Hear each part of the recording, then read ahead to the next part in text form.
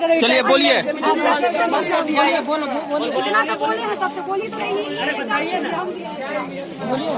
बोलिए पूरा मैटर जो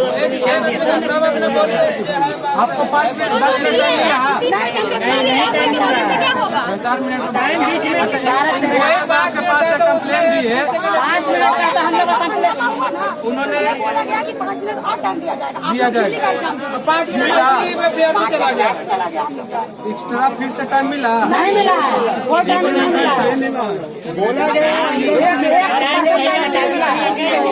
तभी हम लोग जाएंगे। यहाँ कोई पेशेंट पागल तो नहीं है, लोग ने लाख करके बोलेगा 14 का फॉर्म भराया हुआ अभी एग्जाम लिया। यहाँ 6 महीना एक साथ अभी टाइपिंग करा, आदमी को 10 मिनट 5 मिनट में अंदर नहीं पता चलेगा। 7 साल तो ऐसी है।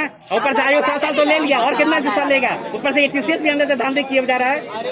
आयोग जाकर झांट तो मारेगा इसका मतलब इसका आप लोगों को बाहर निकाल दिया गया। ऊपर से वो लोग देख रहा है क्या है। देखिए साला एक आदमी क्या कहीं सब अपना मुंह खराब नहीं करना चाहते हैं।